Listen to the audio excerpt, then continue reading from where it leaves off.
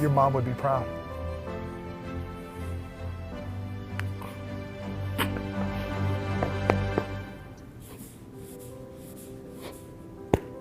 You earned it, young man. Appreciate it, Coach. Yo, he wouldn't stop. Congrats, dude.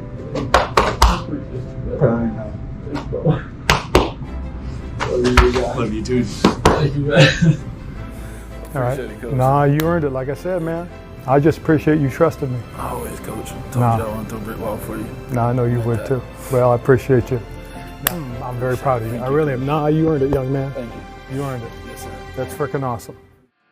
Washington football. Woo!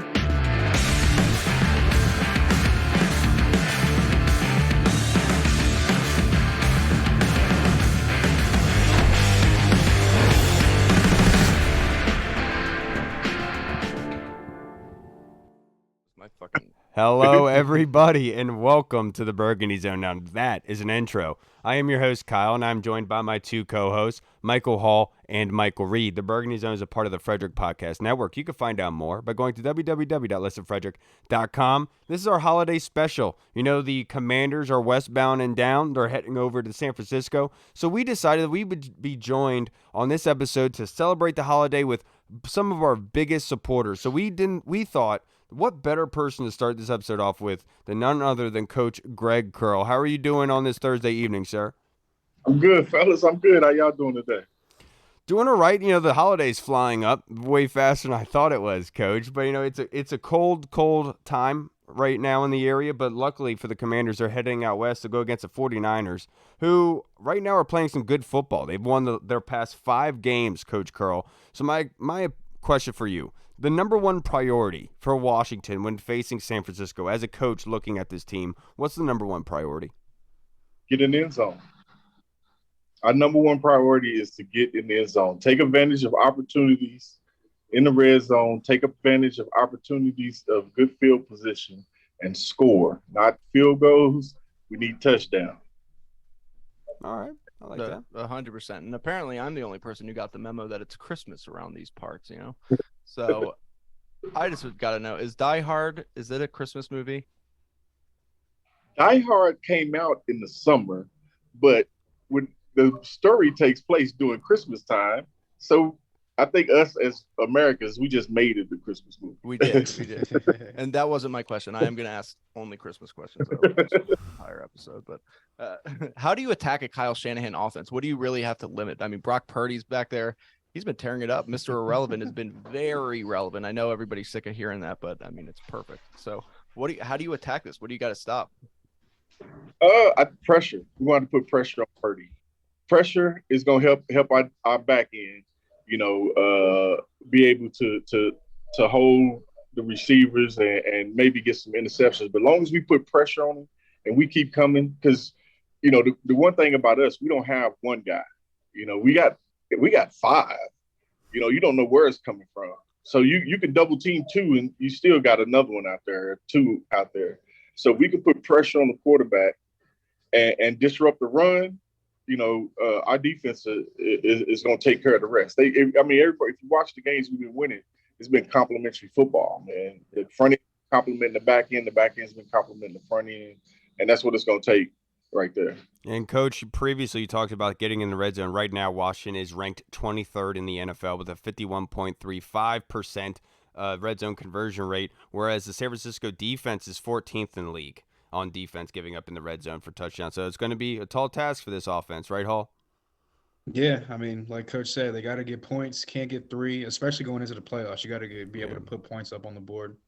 But the big news today, obviously, Coach Rivera came out in his little press conference or whatever, his little weekly meeting with the media, and said that Chase Young is going to be playing. It's going to be on a pitch count. So what is going to be your expectations for Chase Young when he gets out on the field? Man, I expect him to pick up right where he left off because I know he's hungry. He's been itching to get back out there. You know, I don't think to me, what I've seen in the videos from practice and stuff, he doesn't look like he's like favoring it or trying to be careful. He looks real comfortable. Like dancing and stuff out there. Yeah, Good. yeah. Yeah. So that looks good. That lets you know that he's feeling good about the knee, and that's all it's going to take. Because most of that after injury like that is it's a lot of this you got to fix first in the mental, so you go out there and play like you're supposed to.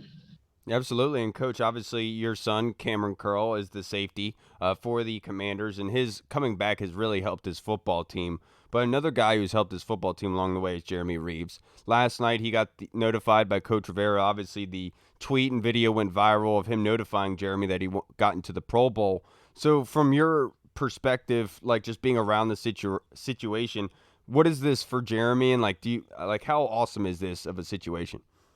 Man, this is so awesome. I mean, just like my tweet, it could have been my own kid when I saw that for Jeremy. Man, the first time I ever met Jeremy, I think we had talked before on Instagram, but when they played in Atlanta that year, I went to the hotel and I finally got to meet him. And he's such a humble young man, and he works hard. I mean, talking to him, you can tell he knows what it takes. He got it. He's one of those.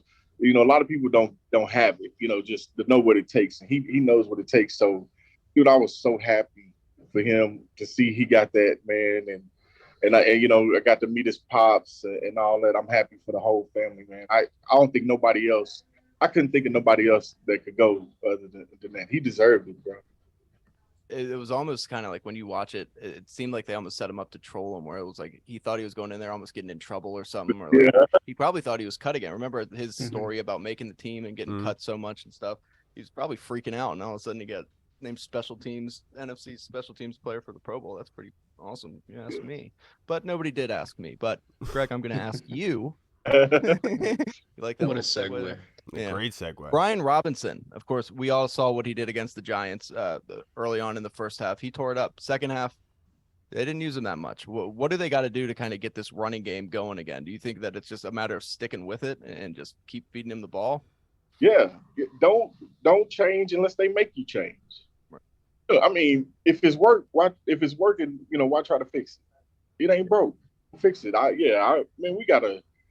We got a three-headed monster we could have, on the running game. And not to mention the multiple weapons we have, in receiving core too, that can run. So I'm just, I think we should just keep him going. Feed him. Right. Yeah, that's your bread and butter. And been working. Yeah, and to your point, Reed, right now the Washington offense, the only category that I wrote down from team rankings that they are above 20th in is in rushing yards, and they're 11th right now with averaging 126.9 rushing yards per game.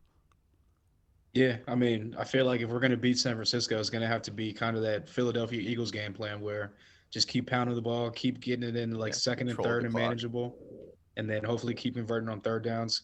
Keep away from their offense, who obviously a Kyle Shanahan offense can put up points on the board from anywhere. But speaking of their offense, another guy coming back for our defense to hopefully stop their offense and their receivers is Benjamin St-Juste. He's said he's going to play this week. Looks like he's going to be hopefully almost fully healthy at least. What impact do you think he's going to have on the defense once he gets back on the field? The continuity, that the defense had. It really wasn't a lot of disconnect when he got hurt. So that the guys have been communicating.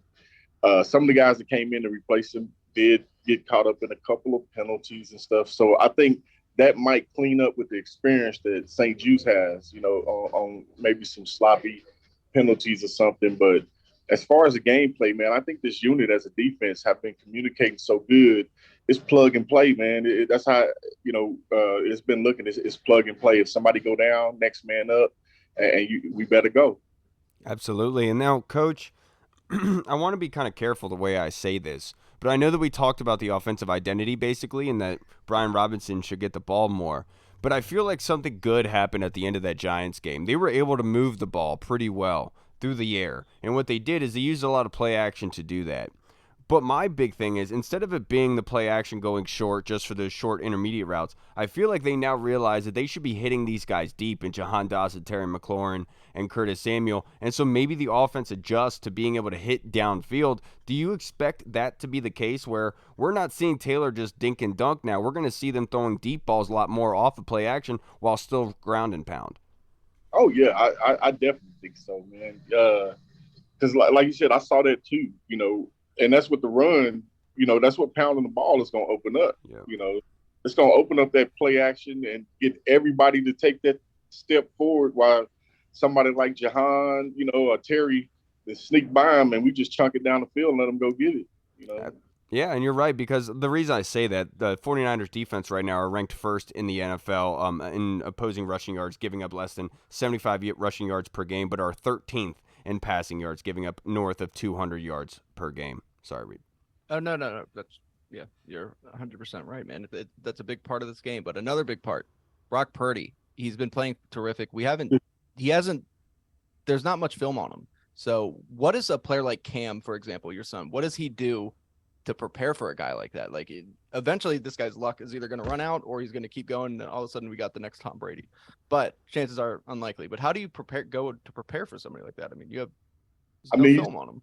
You got to take what you got. I mean, with a guy like that, he doesn't have a lot of film. You just got to try to figure out what the offensive coordinator is trying to do with that guy and how they try to use him and stuff. But, one thing about Purdy is, man, to me, he's in the best position in the whole NFL at quarterback. He has zero pressure. He's not expected to do good. Right. He goes out there and just plays football and have fun, man. He has zero pressure, no expectations. He's in the best position, and that can come back and bite him in the butt, get too confident, but I think we're going to rattle this cage a little bit Saturday, especially on defense. We're going to get to him. We're going to touch him a couple of times. Is Cam confident, you think? You think that they know that this week eventually this kid's got to... We really haven't talked about the game. He's just been talking about him getting ready, and right. One of his old teammates, Greenlaw, plays for San Francisco. He was talking about he's been having a good year too and stuff. But yeah, he has. We really don't. If he don't bring it up about what what he gonna do, I never bring it up. So right. That's good. So, he could be working for San Fran, getting some intel. That's probably smart of him to do that. Obviously, like I said, Kyle Shanahan, he used a lot of multiple weapons in his offense. Debo being out for them is like a huge blow. Hopefully, I mean, it's good for us because dude's a beast. But who do you think on their offense that this defense needs to stop for them to come out with the W on Saturday? Saturday. I think if we stop the short and intermediate pass game, slow that down, and make him have to try to either throw it over our head, to make it get an interception, or try to run the ball himself or something. Because I think the pressure is going to be there. But if our guys stay disciplined and we them little short curl routes and comeback routes and slants and stuff, and we don't get beat on those and man coverage, I think we'll be all right. Those have been, by the way, the most frustrating games this year, when they get the ball out so fast that our D-line can't even get the pressure to them. And it's just like, cool, at that point, that's how you beat us. Yeah, right. And now, Coach, to wrap this up, I only have a couple more questions for you, but it's the holiday season. So with Christmas, what is the best gift that you have ever received? We got this question from Tony Shivers in our Discord chat server, and I wanted to ask all of our guests this question. I feel like it's a great one. The best gift I ever received for Christmas. Wow. Red Ryder BB gun. Hey, you know what? That is one of my top favorite, because I wanted that BB gun, and then my dad never did bring it out till later that day. So I was half of Christmas thinking I didn't get it, and when I was in my PJs in ankle deep snow, shooting everything I could. Just like the movie. That's hysterical. Absolutely hysterical, Coach. Now, let's say you have a letter to Santa. Obviously, Christmas is on Sunday. But if you could write a letter to Santa in a short, real brief, one sentence of what you want, one thing for Christmas pertaining to the Commanders, what would it be? For the NFL to stop sleeping on Cameron Curl. My man. Yes. I was going to say, dude, with him being rated, one of the best safeties in the NFL. Just about the entire season, he was right by Pro Football Focus, and then doesn't get the nod. But you know what? We're not going to complain, because the guys that made it, awesome, happy for them. Heck yeah. I'm not happy for any of them. Because Cam should have been. it's cool. It's been the whole career. You know, no Army All-American, no blue and gray All-American. We don't get those kind of invites. We just go out there and do our job. You know what I'm saying? Absolutely, Honestly, yeah. Coach. Don't tell him this, Sir. but I kind of want it to keep, if that keeps that mindset going, that dog mindset. Hey, Yeah. don't vote for him, guys. I'm just kidding. Yeah. No, don't say that. Now, Coach, last question for you. What is your prediction for this game? A lot of people, right now, Vegas has the 49ers as 6.5 favorites heading into the matchup. This matchup at 4:05, this is huge for Washington. Are they going to be able to get to stay at positive, or are they going to go back down to even, Coach? What's your prediction for Sunday? Or Saturday, I'm sorry. You know, we like to upset stuff. You know, we like to, you know, we don't like stuff to be going normal. So Right. the defense will score, and that touchdown will help us go ahead and win the game. Ooh, I like My man, that see, prediction. Jeremy, I need one too. I've been saying to Jeremy, I need that ball. I need for him to get a turnover at some point. I'm still waiting for that ball, Jeremy. Yes. Absolutely. Coach, I can't thank you enough for your time, sir. You know, you're one of our biggest supporters, and you've always been very kind to us, so I really appreciate you taking some time out, sir. I hope you have a happy holiday. I'm glad that we could celebrate it with you for our annual Christmas show with all of our best supporters and our closest. So I really appreciate you, sir, and I hope Cam feels better, and I hope he's ready for Saturday. Me too, man. Me too. Absolutely. Have a good night, sir. Yep. All right, Happy you too, holidays, Coach. man. Coach, See you, have a Greg. good holiday, man. All right, everybody. We just spoke with the man, Mr. Greg Curl. I almost Greg's called the him best. Cam. Yeah. Greg's the best. Him and Cam are cool. They're both cool as shit, but Greg is like the coolest dude in the world. Yeah, I Talking still, about I still randomly think about that time that we interviewed Cam Curl, and I asked them if he listened to Key Glock, and Hall laughed at me as I asked the question. Like, dude, come on, man. I listen to Key Glock. What's wrong with that? Because I'm white, I can't do No, that. Yeah, it I was was just about to say, that funny was because it was like mighty a random whitey, yeah. question. Like, it was just funny. Dude, it was. Excuse me, Cameron. Have you ever heard of Tupac Shakur? It's so white. Dude, so it's really funny. Like, me and Pat, my coworker who works under me, like, we always like go out. Like, I would pick him up for work in the morning, so we go to the 7-Eleven, and like always on the job site, there's always some guy or the lady at 7-Eleven that says like, she said to us before, like, you guys look like, are you guys brothers? And my response every time is, are you saying that only because we're white? Are you saying all white people look alike? You know, it's very rude, very rude. I'm just kidding. No. Real fast before we introduce our best friend, go look at the NFL's Instagram post about the guards that all made the Pro Bowl this year. Every single, and tell me all white people don't look the same, because they do. After that, all That's do. hilarious. Pull it up. Now, we are joined by our next guest, a huge supporter of this show, massive Commanders fan, Mr. Tony Shivers. Thank you for joining us, sir. I'm glad that we could make this work for our holiday special, you know, because you've always been there for us, literally asking questions for every episode on top of your daily life and everything like that. And Not only that, he's turned into a guest. He's been on a few times. right, now. and like Yeah. honestly, we couldn't do the show Appreciate without it. you guys, and so I really do appreciate you, and I hope you enjoy this time with us. But my first question that I have for you, Tony, looking back at this season so far, who do you think is the MVP? Who would you say is the one player that's gotten us to this point? Oh, I mean, there's a few, but I think for me it would be John Allen, just because the defense has carried us, and then he's been the best player on defense, and all pro level guy and captain. For me, it's John Allen. My man, I agree with you there. What about you, Reed? He says John Allen, and I think there's a lot to that. I think John Allen's been one of the more consistent players on this team, barring injury, because I know Cam Curl's been obviously awesome, but John's been here for all the games, man. And so I think that's a great pick by you. What do you think, Reed? Yeah, I mean, I think that really you kind of got to go defense, and there's really only a couple guys that it could be. I think John Allen's one of them. That's the acceptable answer. The other one's got to be Cam Curl. I mean, just like the way that this defense flipped as soon as Cam started playing this season, it's just it's remarkable. And I mean, obviously, shout out to Jack Del Rio, but Cam Curl, almost the entire season, was rated the #1 safety according to PFF. He's still up there, so he's playing fantastic, and I don't think it can be stated enough. All right. So so far we got John Allen and Cam Curl. It's been defense. Hall, who do you think is the MVP so far? Well, I had two, and since you guys both went defense, I'm gonna go to the offensive side of the ball, and I'm gonna go with Brian Robinson. I just feel like, obviously, the beginning of the season, like outside of that Jacksonville game, the run game was kind of very inconsistent. There was no, I mean, there's still not like any explosion to it, but it's more of like it was just like 1 or 2 yards here and there. It was a lot of run into the back of the lineman at the line of scrimmage.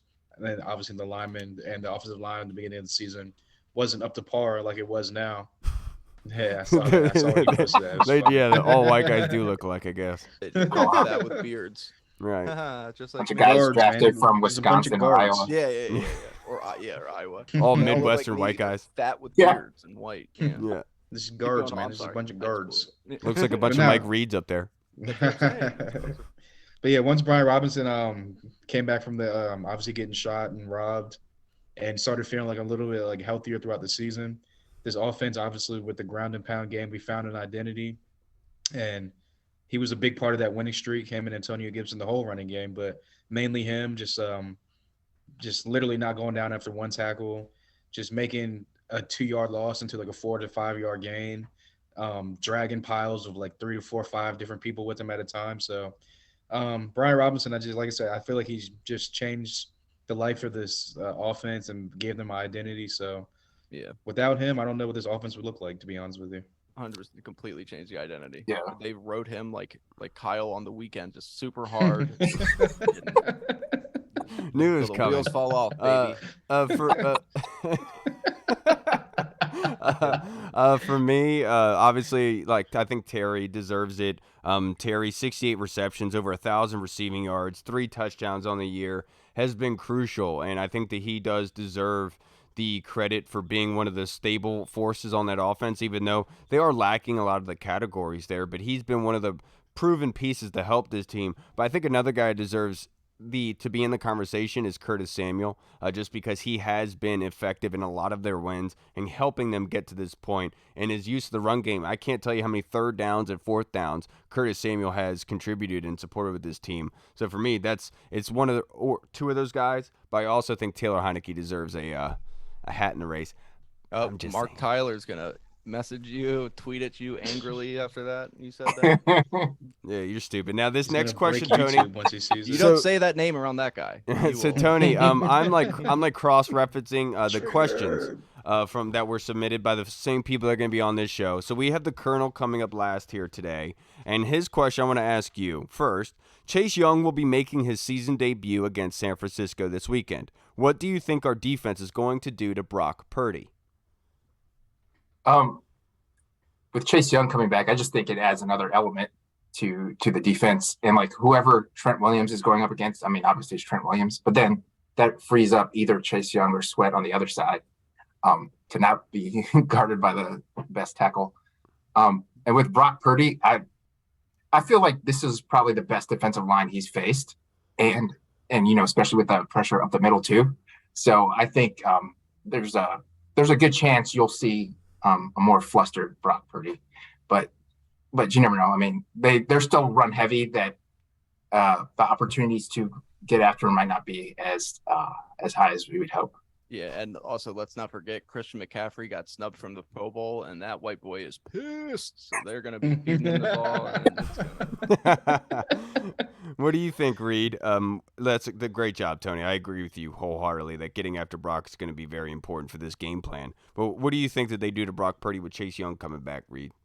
Yeah, I mean, I think you're 100% right. They haven't faced a D-line like this, and this team does seem to play to their opponents, no matter except for the Texans game. That was an anomaly. We haven't seen that in like 15 years. I've never seen, but it's just something where chances are Brock Purdy's not Tom Brady. All right, like let's get that out of the way right now. Eventually his luck's going to run out. Eventually the game's going to catch up to him. Eventually defenses are going to figure him out. But Kyle Shanahan is a mastermind. Kyle Shanahan does know what he's doing. He can protect him. They do have a lot of weapons. They do have a good offensive line. Like you said, they have the best left tackle in the NFL, as we've all been saying for the last 10 years, but nobody listened to us.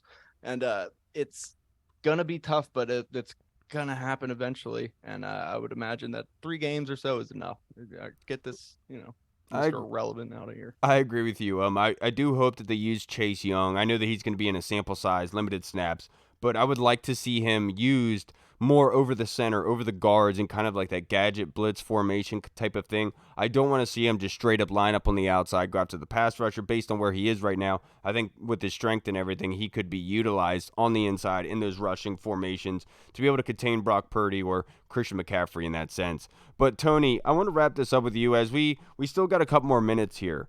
But I know that we're kind of getting away with these questions, and from you, in particular. But let's just I want to give you the moment, to the stage, to voice, to get, I'm going to put you on the spot, but just take it off your chest. Anything you have about this team? What do you think about this team so far this year? Where they're going? The state of the team. I want to hear you out. I mean, overall, I'm encouraged just because of no matter what, they still scrap, they still fight, and they still, they still go all out. And I think we sleep, or the whole country sleeps on how much talent we have. Like, we have great players, like all our D line, Curl, Terry McLaurin, Jahan Dotson's ascending. So got a legit quarterback. This is a very good football team. Yeah, you know what? Every offseason, they always say, "Oh, this team, you just drop in a quarterback, they're gonna, be a playoff contender." I feel like we're like that. The disappointing thing is every time we have a chance to like really put our foot down on the other team or on opportunities, we don't do that. So that's the troubling thing. But overall, I feel like the team's in a much better place than it used to be, and overall talent. And with Ron Rivera as the leader, like, I mean, he has X's and O's issues, like everyone talks about. But as a leader of men, and given all the craziness around this team, all the outside stuff, I don't think there's too many other people that could handle it the way he did. 100%. You're absolutely right about that, because I agree with literally every single the guy before him didn't even have to go through all that, and his tenure here ended him sitting Indian style outside of a bar smoking a joint with a co-ed. So you can just shout out my boy Jay though. Shout out my boy Jay. He said that Jay, man. Yeah. No, oh man, Jay, man, he's great, man. He said that if he was a little weed, man, that's all he's doing, man. Oh, come on, man. If I was coaching, man, I would have went over there to that referee who called that on McLaurin, man. I would have been suspended, man. I don't know what impression that was. Got pissed about it. And Tony, I wanted last thing before we get out of here. Your prediction for Sunday, and then moving forward. I know that what all that's focused on is Sunday's matchup, but just your viewpoint of this team right now. Obviously, it's a fluctuating thing. Week in and week out, it adjusts based on the previous week and what's been accumulated up until this point. So, what is your prediction for this game? Score prediction, MVP, and then what is your outlook heading forward? Yeah, based on how the 49ers have been playing and how we've been playing, it's hard for me to pick the Commanders. So I think the 49ers will win like something like 24-17. No. But I wouldn't be surprised if we won. Gotta respect him for being honest. I know. Yeah. I'm just glad that Tony's the one that is deciding to break the curse, because there always has to be one of us. It's my Christmas gift to you guys. Now, Thank you. Thank you. Don't read the comments. Don't read the comments. And Tony, I know you asked us the question in the Discord chat server about having what was your best Christmas gift that you ever received. I wanted to ask you that question, sir. So I'm sure you had something in mind yourself. Oh man, when I was a kid, I mean, there were several, but one that really stood out for some reason, as I was really into the Teenage Mutant Ninja Turtles, and one year I got the party bus, which is the one where you can slam all the turtles in there. You can go fight Shredder and Rock Pizza and everything, and yeah, that one really stood out. And it's still in my mom's house in the basement. I wouldn't let her donate that one. And then Tony, let's say letters to Santa. Let's say. Obviously the holiday is this weekend. If you could ask Santa one thing pertaining to the Commanders, just what would you be asking for? Oh, to find some kind of way to get into the playoffs. Hopefully maybe it'll take 2 wins out of the 3, or maybe it takes all 3, or, maybe the lines will slip, or whatever way I would like to get in. And how it's shaping up. If we play the Vikings, I would love to just beat Kurt in the playoffs. My man. And then last thing I have for you before you get out of here. What's your favorite moment from this show? From the show? Yeah. Oh man, I think it's I know it's a conceited question, Tony. I'm just asking. Just because Scott Hartley has said his Tony favorite. Never watches it. Reed said is his favorite. What's yours? Oh yeah, I think because the situation, I sometimes I live through through So it's like when they ask like the dressing and stuffing question, or would you go back in time? I'm like, dude, I'm right with you, bro. It's still, I knew that was Scott Harley's My man, favorite, man. my man.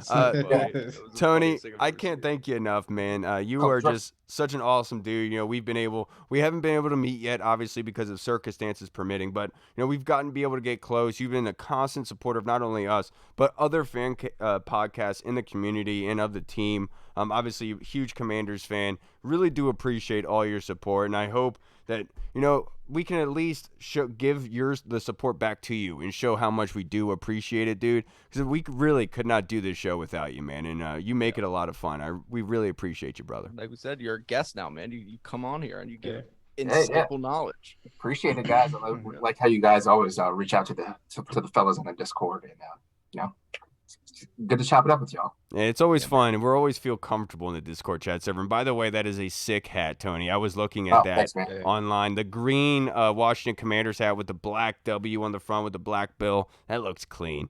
Tony, I can't thank you enough, sir. Go and enjoy your evening. We're going to continue going on here, but enjoy the game this weekend. Have a happy holiday. Hope you stay safe, brother. Appreciate you.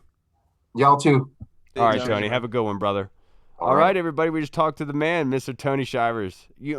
Anybody who's a fan of the show knows who Tony is. Oh yeah. Tony nailed what the franchise is right now. Like how underrated this team is. Just like unless you really look at this team, like we have all the pieces. We're just missing that quarterback, baby. Yeah, we are just missing that quarterback. And Reed, turn up your microphone just a little bit. No. Just do it. Now, this question from the Colonel Hall, I want to get it from you. This is a first one. He asks, am I hallucinating, or did Jeremy Reeves make the Pro Bowl as a starter? No hallucinations. I mean, you're up in the mountains, so if you want to get a little trippy up there, I'm not gonna say no to that. But you're not hallucinating. You wipe your eyes a couple times, clear the crust out the eyes. He's made the Pro Bowl. The Pro Bowl. Yes, he has. And now we are joined by our next guest, big supporter of this show, Mr. Brandon Reinbold, who we got to go to game with last year. Was it the Jaguars game that we got to go see each other with? And the Giants game. Yeah, it was the Chargers and the Giants game. Yeah, it was. You just got to click on your audio, Brandon. What's up, brother? How you doing? There he is. I'm doing good. How about yourself? He's here. He's back. He is back. Finally. Just like Chase Young. Yes. I told you, Brandon and Chase Young, they've never been seen in the same room together before. We don't know what's going on there. Sense. Yeah, no, I can totally see that, actually. That actually makes a lot of sense. Yeah, Reed, we're actually one of a kind. Yeah, sure. And Reed, do you have a question for Brandon? No, yeah, Brandon, you single? What's up, dog? No, I actually have a girlfriend. Thank you, though. All right, no, never mind. So that's very nice of you to call Reed a girlfriend. You know, no. Yes. Obviously, this game coming up, San Francisco they're a tough one. San Francisco is probably the last team that we wanted to play when you have to win a few of these games. What are your keys to this game coming up? The keys to the game would be the O-line. They have to play well in one unit. The running game, most importantly, the consistent play calling. The play calling's been killing us. Yeah, you're absolutely right, dude, because right now the 49ers defense are 7th in the NFL in sacks, having 2.8 per game. Then obviously against rushing yards, they're first in the NFL. So the offensive line is going to be very, very important this weekend. You think Nick Bosa's not licking his chops, looking at Taylor Heineke's chewed up hamburger ass standing back there? That dude is. No, I mean, Nick Bosa's a good looking guy, though. Right? Very much so. That guy is like supermodel good looks, and he's jacked, and he's good at football. Sorry, Reed. I think you need to calm. Reed's about to turn into he's about to turn into the what's the jump from South Park? Stan's dad when he's in the room. And he's just yeah. Stan. Randy Marsh. Wait, you're talking about when he gets internet?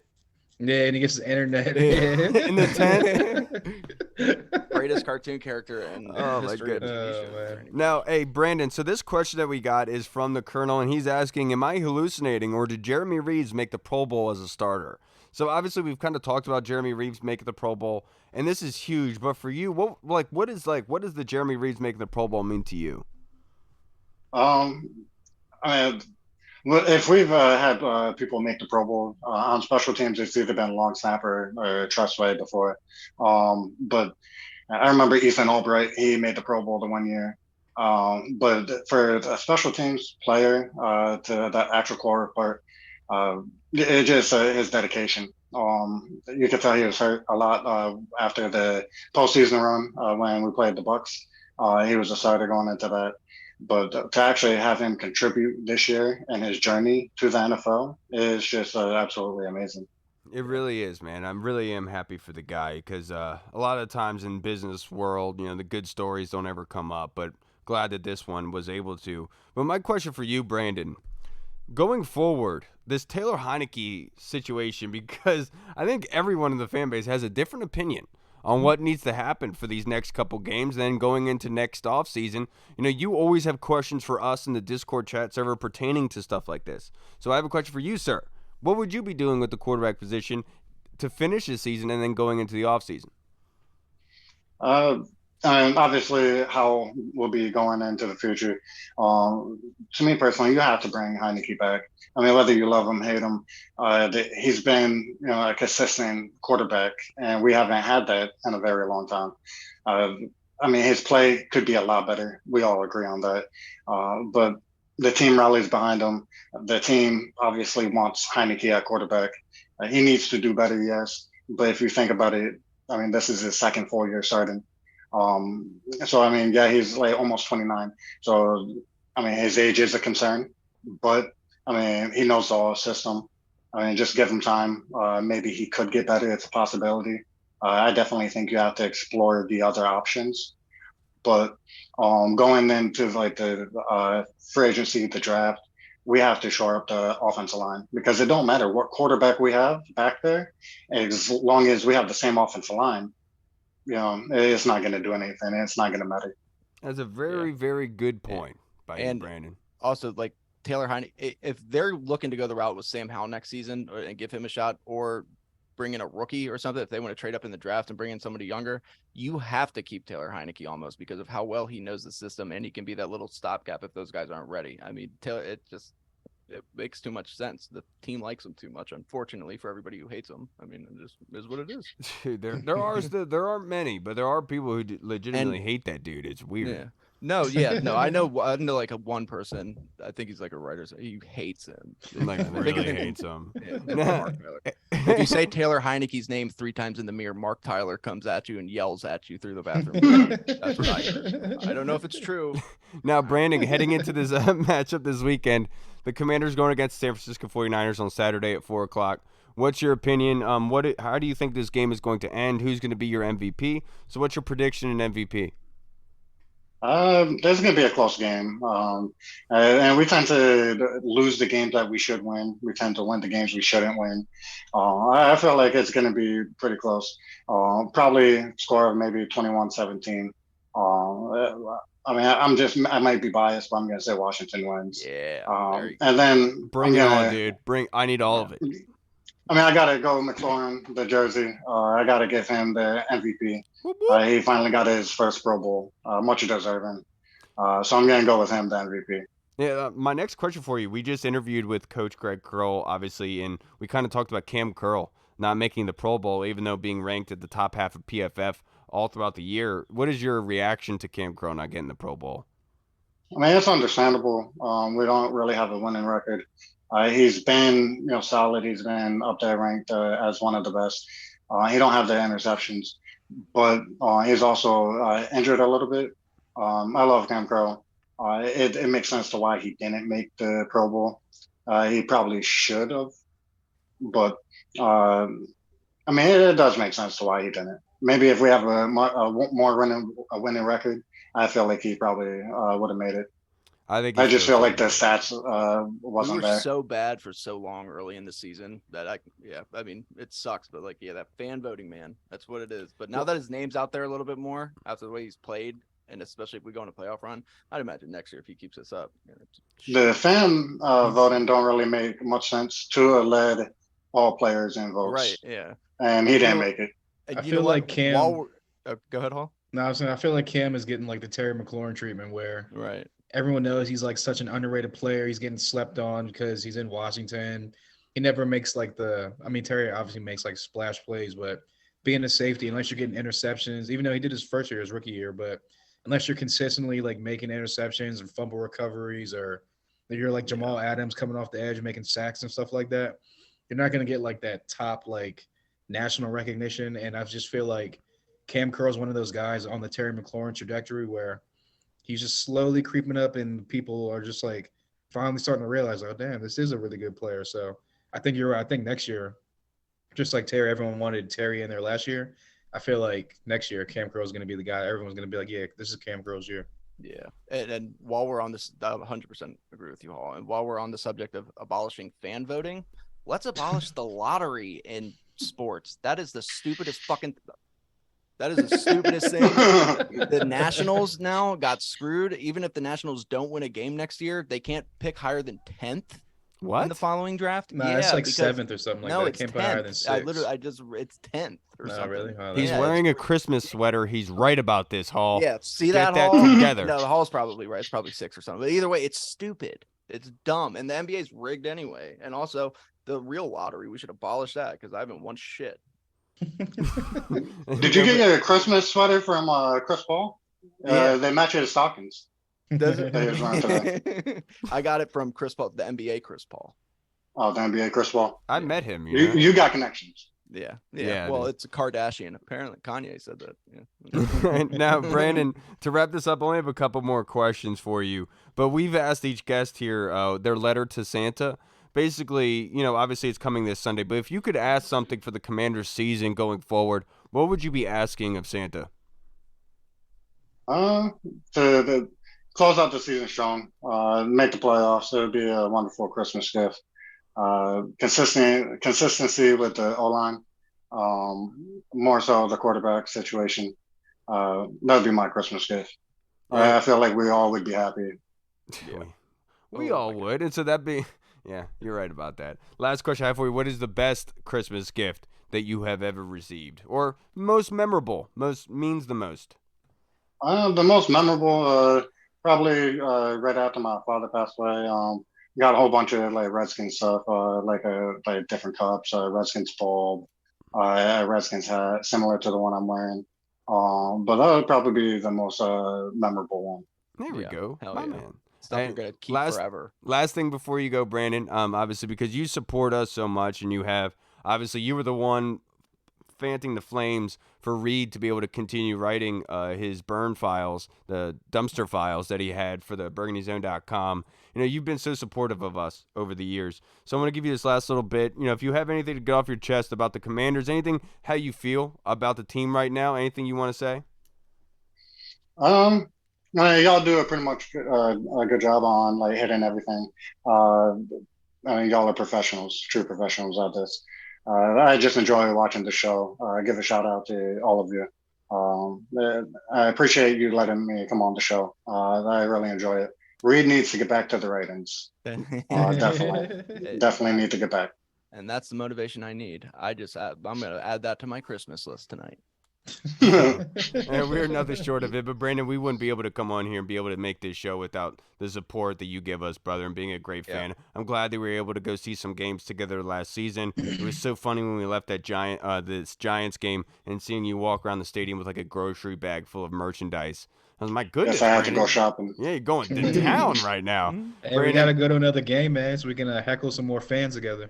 And yes, if you're going, I'm going. So.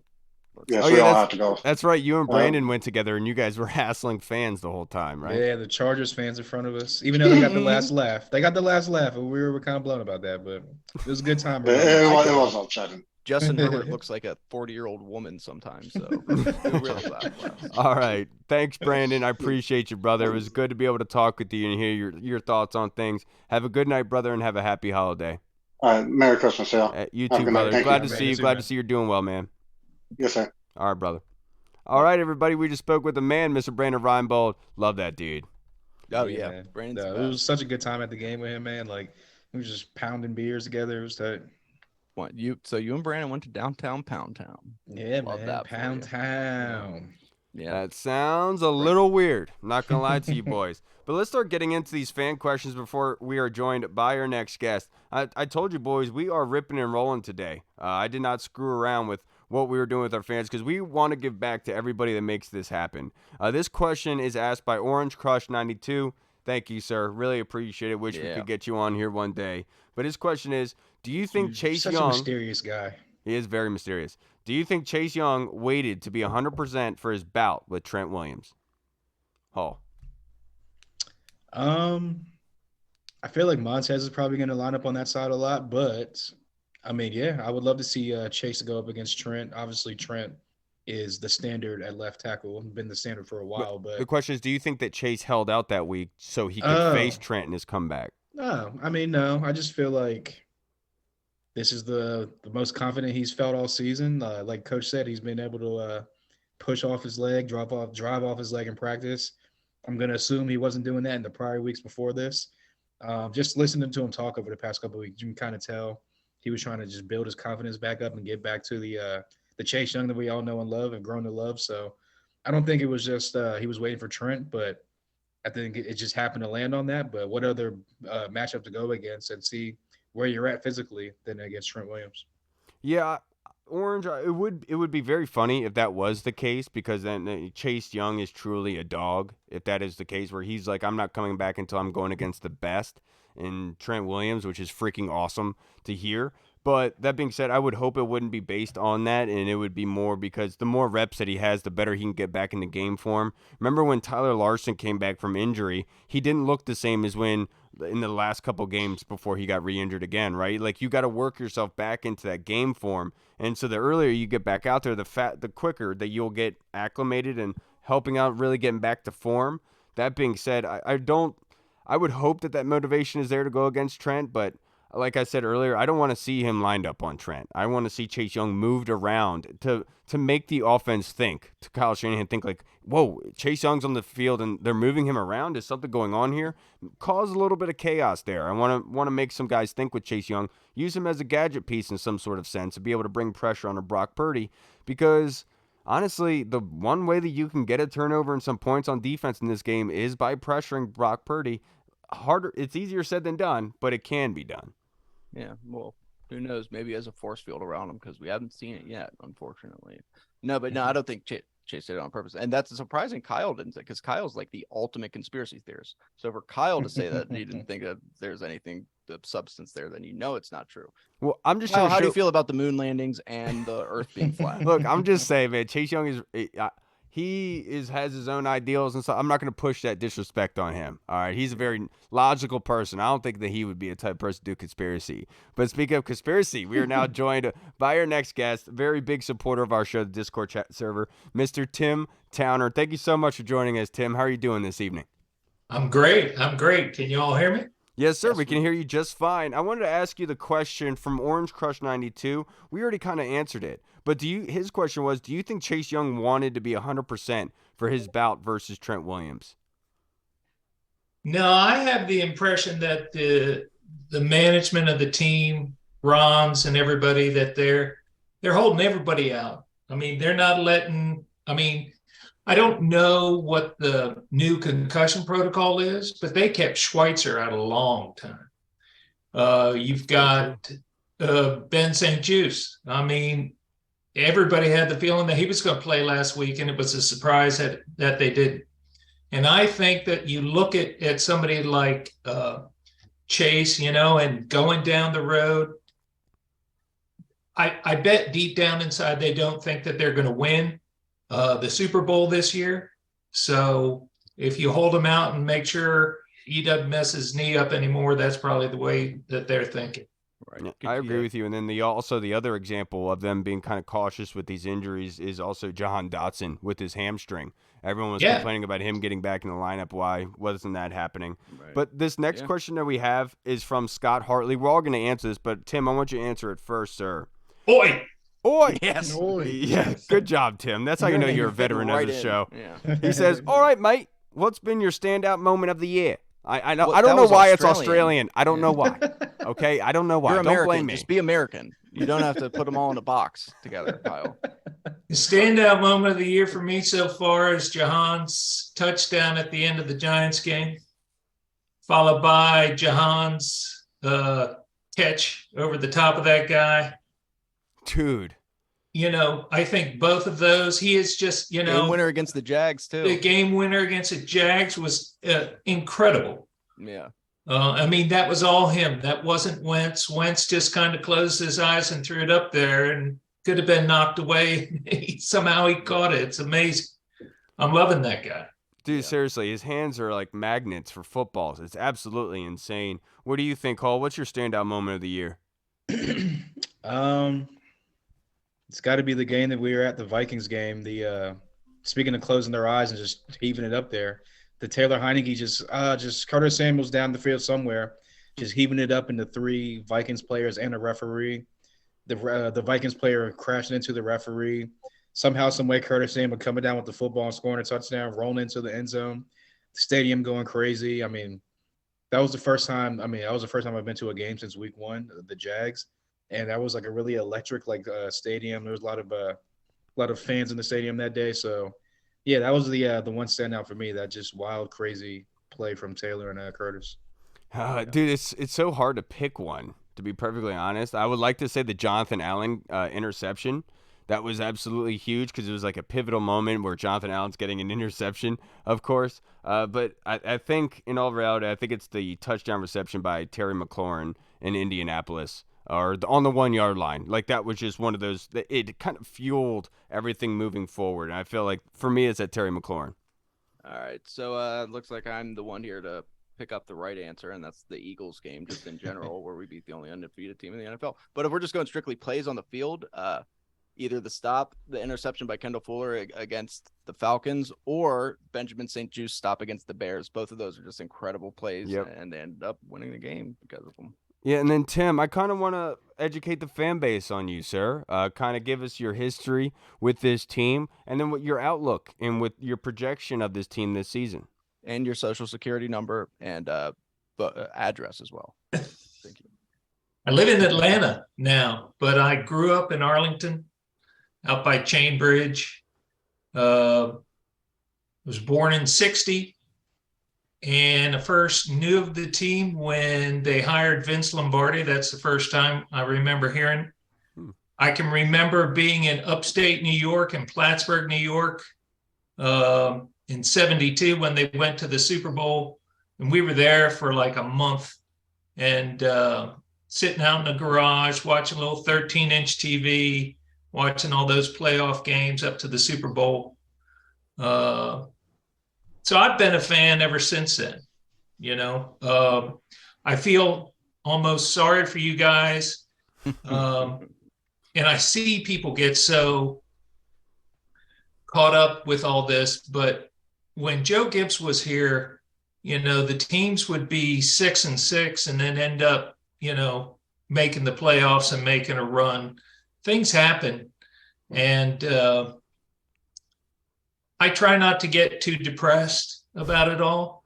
I heard you guys the other day talking, and the name Jim Zorn came up, and we're not there. So, but I grew up in Virginia. I went to Old Dominion. Oh, okay. And, but I went in '78 when there wasn't a football team there. They had a football stadium, but other people played at it. And I got married and I moved to Texas. I lived in Dallas. Oh, no. And it was great because it sucked. They sucked. It was a great time to be there. But then the whole Jerry Jones thing happened and they went to the Super Bowl, and that was okay.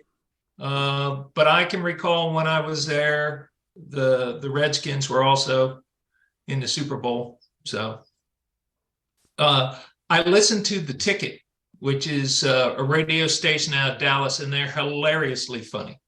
And I've just always listened to them ever since we moved here to Atlanta. But you got to listen to them on Sundays. This last week when they lost to Jacksonville, and everybody's on there and they're just hating on the Cowboys and they're just ragging on them.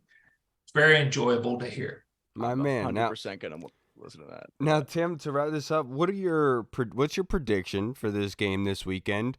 Score prediction, your prediction for MVP, and then your outlook for this season.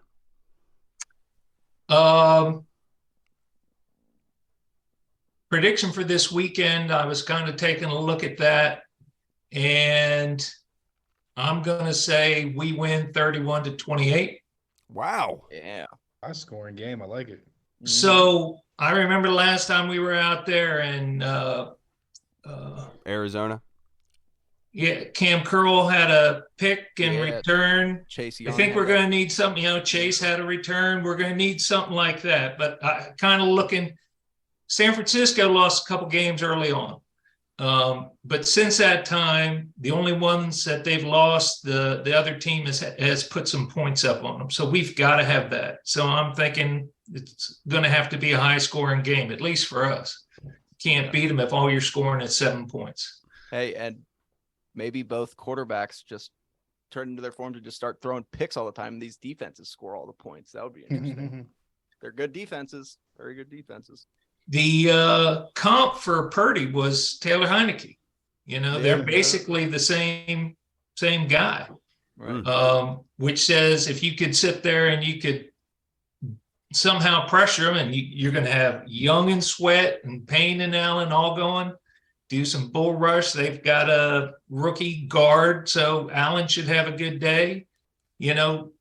Trent Williams, God love him, but he's not on our team. And while he's good, he's not perfect. He's far from it. So, we'll see what happens. And you press this guy and he'll throw a couple picks and we'll score a couple touchdowns and win. Awesome. Outlook for the season, I think we make the playoffs. Yeah. And the reason why I say that is that there's just, if you go out and you start looking at the remaining schedules, there are options out there. I'm afraid of Detroit, but I don't think that Detroit's necessarily going to win the rest of their games. And did I lose you guys? No, you're still here. Your video is just Mike Reed is hacking your computer right now. hacked it. Yeah, you hacked his video screen. Yeah, you But should you're have still never here, told me Tim. your history. That was a con by me. I don't know what that is. I was checking out my system Kyle. before I got on and it started doing that. Dude, it And I is. was like, all oh my good. God, that's worse than Hall. Is he frozen up yet tonight? No, you're good now. No, he Yeah, hasn't yeah, actually. no. Seems like you stole the show right there. Or from he me. wasn't freezing while he was talking, by the way. Tim. Or Hall just set that up because he just froze and he knew it would take our eyes off of him freezing. Right. Hey, but last thing, Tim, I just wanted to say I really do appreciate all your support. Very knowledgeable. I love everything. You're very passionate about this team in our Discord chat server. And I love reading all your thoughts on this team. And you Always really love are your spot takes. on. Yeah. Last question is very, very short. Not going to be very important, but who's the ugliest on the Burgundy zone and why is it Reed? Because he just doesn't manicure himself. He Yeah. needs to Yeah. manscape. I don't take care of myself. Yeah, that's the thing. I have a stupid round fat face, and it's just one of those. I don't have a chin. There's a man right there. There he is. That's why I got very happy when James got here. I was like, James, you need to hear this joke. Tim, I can't thank you Simba. enough for joining us, sir. Simba. I really do appreciate you. We wouldn't be able to do this show without your support and constant support and admiration that you really do give us. I can't thank you enough for all the nice things that you've said and done for us, sir. I hope you have a very happy holiday and enjoy your weekend with your family, sir, and stay warm.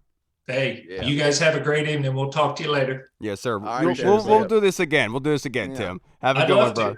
Thanks a lot. Bye Thank now. you, sir. All right, everybody. Tim Towder, man. Killing it. Dude, Killing it. I Yeah, always man. forget like how horrible we have had it. Like he's talking about, he got to see Vince Lombardi. He got to see all the Super Bowls. We got to Next see year, Dan you know what Snyder our and goal Jim is going to be Zorn. next year? We're going to get Orange Crush and Whiskins on this show with video next year. Yeah, we're gonna doing prove that. they're We're really doing Kyle. Yeah, I don't think that's going to happen, bro. that. I know it's never They're gonna both happen. of them are ghosts in the machine. Greg. But speaking of, we are They're now They're probably joined. AI. anyway. What if they're AI? We are Yeah, now they're probably joined bots. by the unquestioned biggest supporter of this show, the Colonel himself. How are you doing tonight, sir? Hey, I'm doing great, guys. Thank you. Thanks for having me. Of course, Thank you sir. for joining us on this Hanukkah night, this beautiful Hanukkah night. I think Hanukkah started already. I've been lighting my menorah all week, so I hope so. Reed, you're spot on, dude. You just get everything. Awesome. But Colonel, I wanted to get your opinion real quick, because you brought up the idea the other day of having a segment where officials come on and kind of give us not really a therapy session in a sense, but just speak your mind, essentially, of where you think the status of this team was, kind of your thoughts on after the loss last week. Where do you think this team is right now, sir? I have been putting some thought into this because you guys put so much effort into this pod, and brings a lot of happiness to me, especially when I'm at the gym working out, being able to sit here and work off the frustrations of like the Giants game the other day. But see that I helped somebody lose weight. I'm not helping myself, but I helped you. And I appreciate there you go. There you go, brother. No, I think that part of the problem that we have, I've been thinking about it. And if you just look at how we hemorrhage talent, and I'm not just talking players, I'm talking coaches, Sean McVay, Kyle Shanahan, Matt LaFleur, and then look at some of our star players. Look where Kirk Cousins is right now. Look where Trent Williams is. Look where Brandon Scherf is. They didn't stay with us for a reason. Okay. And I think that I started to feel better about it when McKissick did not go to the Bills when he changed. That was huge. Changed. Yeah. And so at that point, I thought, you know what, maybe we've turned the tide here. But now we haven't even heard his name this year at all. And so I think that's part of the problem. You look at the Eagles, for example, they won the Super Bowl just a few years ago. They completely rebuilt their team, and now unless they screw up their glide path, they're going to get another Super Bowl with a completely new team. Look at the Cincinnati Bengals, worst to almost Super Bowl champions. And so we just don't have that culture here anymore. And with the multiple name changes, with the multiple investigations, with this, we've had some star players. We've had Sean Taylor, Clinton Portis, Cooley, London Fletcher. We have had the star players, but we just haven't had since 1992, we have not had the fabric that makes a team, It's true. And those are my thoughts. Kyle asked me to share it. I actually put some thought into it, and I think that until we can, it starts at the top. And you guys always say that it's Snyder and everything, and I can't disagree with that, but I haven't seen him do a whole hell of a lot to take positive steps to. It almost seems like NFL owners are all in collusion to, keep their happy thing going, and it's just, despite what these guys do wrong, you can't get rid of them. Anyways, I got a couple more thoughts, but if you guys wanted to comment on that quickly. Yeah, I think that to surmise everything you just said, Dan Snyder's new name is Herpes. Apparently, just can't get rid of him. But Colonel, I have one question for you. This is from Tim Towner. I know you played ball back in the day. So Reed, I don't think Reed, did you play football at Pee Wee's for Damascus? Yeah, Kyle. They named their version of the Heisman after me. Of course, I did. So this question by Tim Towner, Colonel.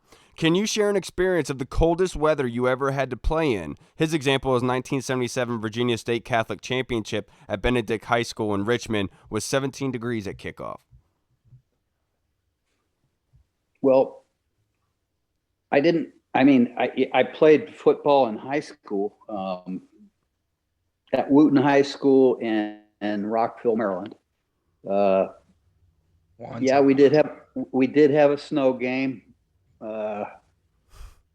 And I remember that I was very cold because I spent most of the time riding the pine, only being on special teams and the punter because I was 130 pounds. So, yeah. I like it.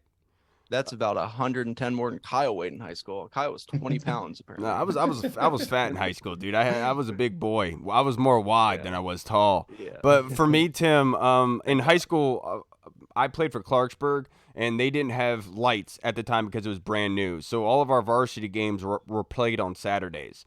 So unfortunately, it wasn't like we really experienced any of those cold nights. But I think the coldest I've really ever played was with the Cougars for Damascus, the championship game against Mount Airy. I remember it was kind of like today, where it was like a rainy, muddy, really, really cold game. And I'll never forget how cold it was for that game. One of the coldest I've ever been in my life. That's just for me. What about you, Hall? Yeah, I was actually just sitting here trying to remember all the way back to like Pee Wee football to like through high school. And probably the one game that keeps popping in my mind is we played Quince Orchard. This is like my 10th grade year. And just like you were just saying, it was like a day like this. It wasn't a nighttime game, but it was like an early morning game. So it was still kind of like that morning, like coldness, that briskness to it. Mm-hmm. And it was like a real slappy, muddy game. It was like literally like, I think it was like in the 20s maybe or something like that. And it was, like I said, it was rainy. It was cold, rainy day. It was muddy. Every hit that you took or gave out, like even if you're giving out a hit, like tackling somebody, it hurt. It was just one of those bone-chilling days. Luckily, I mean, I'm trying to like size myself, but luckily, I was like on offense and defense and like special teams and everything. So like, I wasn't like just standing on the sidelines. I was moving around a lot, but it was still just one of those days where once you were done, walking from the field back to the locker room, just soaking wet, covered in mud, in the freezing cold. It was, to this day, it's just like I can still just like. I will say to this day, my favorite football weather was when we used to have backyard games in our neighborhood, and the 7th graders versus 8th graders, we used to have a football game to determine who got to sit in the back of the bus. And one of the times that we had these football games, it was a clear sky, the sun was out, and it was like 45 degrees, but there was fresh snow on the ground. And that was the best football game we ever played in, because it wasn't like you were cold because it was still warm from the sun, but it was playing on the snow, dude. It was freaking awesome. Yeah. The coldest game that I ever had, 1972, Siberia, Russia. No, it was probably against Reisterstown. It was one of those games like it is today, outside, rainy, like you guys all said. But, Shut up, dude. No, seriously, where each time you would block somebody, your fingers, just the tips of your fingers hurt, and it sucked so bad just to make contact. Yeah. So then I faked an injury. But anyway. And I sat in my car, my dad's car. That doesn't surprise me at all. I put myself over my team because they're all just a bunch of haters, to be honest. That was the day he chose to become the DJ. That was the day I chose the DJ, yeah. And that was the day I decided that... That was the end of Mike Reed's professional football career. Yeah, I was the tender age of 10. So, Colonel and boys, let's wrap up this episode by having our predictions for this game. Score prediction and MVP. Hall, why don't you start us off first? Oh man. So I know everyone just thinks that the 49ers are going to come out and blow us out. Mm-hmm. Obviously, they've been playing very well, even with Brock Purdy coming in. Great defense, great running game. Christian McCaffrey's a beast. I think that it's going to be not like a sloppy game, but like a slow kind of a game. Not a lot of scoring, but then once the second half hits, scoring picks up a little bit more excitement. In the end, I think that San Francisco drives down the field late, gets a game-winning field goal against us or something like that.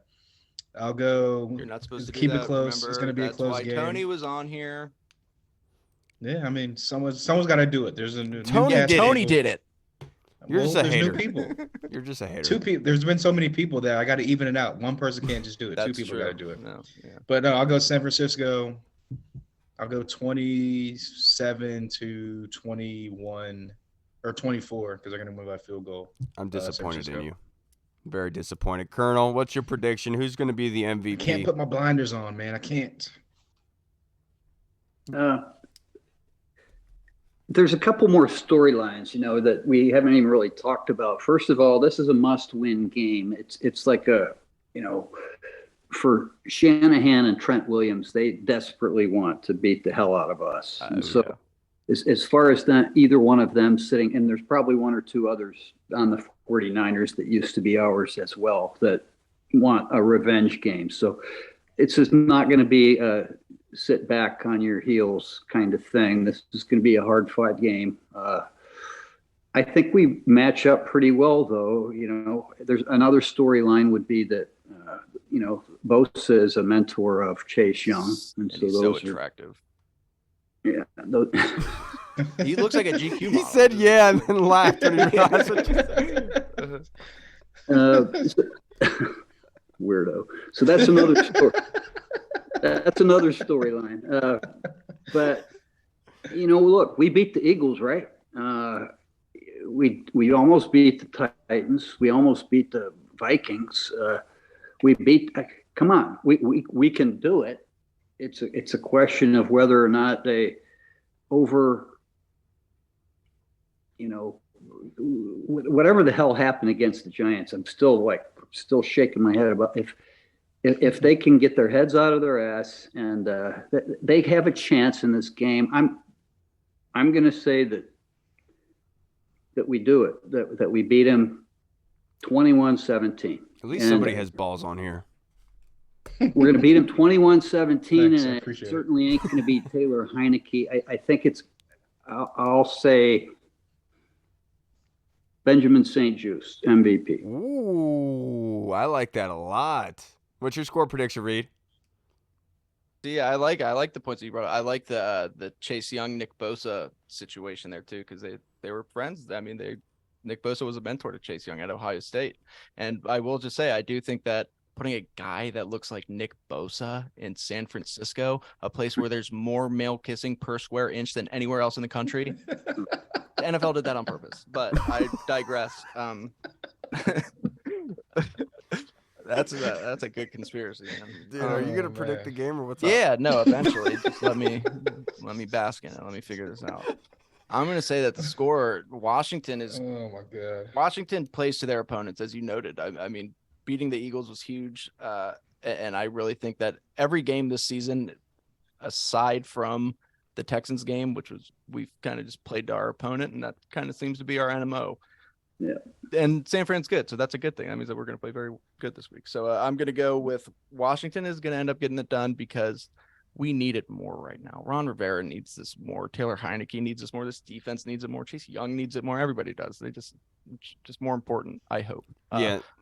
Tell me that last week, right, when we faced the Giants. Right. But I'm going to go 24-21, and Washington is going to end up winning. And my MVP is going to be I'm not going to go with Brian Robinson. I'm going to say Antonio Gibson. Antonio Gibson's going to have a big game. He hasn't had an MVP-worthy game yet this season. I think that he's just too talented. Yeah, for me, I think it's going to be 24-23. The reason being is that they've kind of hit a lull at the moment with the tie and the loss because they had the momentum of that winning streak, and then those two previous games have kind of lulled things out. But this is the type of game that if you do win, it kind of provokes your confidence level. It's not even a word, provokes. But I was gonna say, is that even like a word? Whatever, like... just let it go. You literally just made that up. So that kind of win could kind of help your momentum heading into the playoffs if you are trying to get to the playoffs. Because if you don't win this game, the playoff chances are out of the window essentially. And so you got to win this football game, and the way they're going to do it is by running the football and by hitting the deep throws. I think that second half against the Giants was very indicative of what this offense should be. Instead of it being the dink and dunk, trying to stretch sideline to sideline, you should be trying to hit them north and south with your deep wide receivers and Taylor, because everyone keeps talking about the bad arm strength, but he showed some capability last week hitting these guys deep. You can tell he really worked on his arm strength this offseason. You know what? I just thought of. Seems a lot stronger. We have to win this game because I don't want to hear Twitter talking about. Are you changing your score prediction? No, I'm keeping my score prediction, but I'm gonna bet on the game. So like, if you know my betting history, we're probably gonna win the game, so it's all good. But I just don't want to hear Twitter talking about Sam Howell for the next 2 weeks. Like, we need to put him in. We need to see what we have. So please, Washington, go out and win this game because I don't want to deal with this. But so win for or me, loss, yeah, Mark Tyler will not be happy with Taylor Heineke. I think Washington wins this game. I think that they do go in there and able to get it done. I think 24-23. I think one of the things that the Kyle Shanahan offense, they've done well against Kyle Shanahan before. Obviously, he had bad quarterbacks and stuff, but their type of defense and the way that they play defense is very patient, very conservative, and against somebody who is a gadget type offense, that's actually a plus. Whereas going against a prototypical, normal, professional offense like the Giants, like a dink and dunk on you, this is where the San Francisco offense kind of helps this defense. I feel like it is a good matchup, but Christian McCaffrey is objective number one. 115 carries, 534 yards, 4 touchdowns on the ground so far this year, 41 receptions, 346 yards, and 3 touchdowns. It starts and it ends with Christian McCaffrey. And he got snubbed. He's angry, and he's going to bring some of that white power all over this defense. That's just what it's called. We have to go now. We have to leave. We have to leave. So my MVP is going to be my guy Jeremy Reeves. I think he's going to get a turnover for us on special teams. He's going to help us turn the tide of this game. I think they win 24-23. And Jeremy Reeves, congratulations to you on your Pro Bowl, sir. You deserve it. And I think you're going to be the MVP. Colonel, I can't thank you enough, sir. Hopefully I'll be able to see you this weekend, celebrate the holiday. But of course, like, you've been literally our biggest supporter. I mean, you listen to every episode, giving feedback and honest feedback at times. Like always talking about Reed, questions. Yeah, talking about Reed being uncomfortable and then Hall falling asleep all the time. You know, you're always getting honest, and we appreciate it. Then texting me about Kyle talking too much. Like, I appreciate that. You don't. Love you guys, Hall and Reed, Kyle. And I do hope to see you this weekend. And thanks for what you do. Brings a lot of joy to us bereaved Redskins, Commanders fans. And hope you have a great holiday. Merry Christmas. And that's what the holiday seasons are all about. And joy like to I the told, world. and like I told the other guy, Colonel, the other guys, we couldn't do this without your guys' support, your constant fan questions. I mean, every time I ask you, you're coming with some, and you're thinking of some. Take a time out of your day to do that. If you didn't do that, we wouldn't be able to put on the show that we do, sir. Sir, thank you. Yeah. Appreciate it. And everybody who's active in the Discord too. Right. Well, then anybody there, everywhere, obviously, Twitter and everything. Everyone. I just really want to thank does everybody help. in the world, honestly. Just end world hunger. Thank you know. Yeah. Thank you guys for being people. That's Everybody, real of you. Thank you so much for tuning in. I hope you guys enjoy the game this weekend. The Commanders are westbound and down, like the title of this episode, going to face the 49ers on Saturday at 4:05. Hope you guys enjoyed. Have a great holiday. Have a safe weekend, and celebrate with your loved ones. All right, everybody. I'm Kyle. I'm Kenny Powers. I've been blessed with many things in this life. Love you guys. Colonel, good night. Have a good one, sir. And I appreciate you wearing the Burgundy Zone sweatshirt for this. That was awesome. All right, everybody. I saw Hall wearing it. when I ran into him this weekend at the bar I was DJing at. See, you guys rep. I'm still wearing it. You gave me a hug. You're still wearing it, Hall? That was again. Saturday night. No. You guys, I'm never taking it off because you gave me a hug, and I'm just like, I can't ever take this off. Did you again. glue it on or something? What's going on? Do you have feathers under there? All right, everybody, we're getting off track. We'll see you guys on Monday. Have a great, safe weekend. Commanders, get the dub. Washington football. Woo! Peace. Hey, what's up, everybody? It's Kyle. I just wanted to say thank you so much for watching. And if you liked what you saw, make sure you hit the subscribe button and the notification bell. That way you get notified when anything new is uploaded to the channel. Also, we just launched theburgundyzone.com. You can go there and find all of our latest news, articles, and the latest episodes that are uploaded. Again, we also have the Discord chat server, where all of our VIP folks are in, like Andy Burrows, Scott Hartley, Sergio Martin is in there as well. Don't miss out on the Discord chat server. Go and check that out. Until next time, everybody, Washington football. Woo!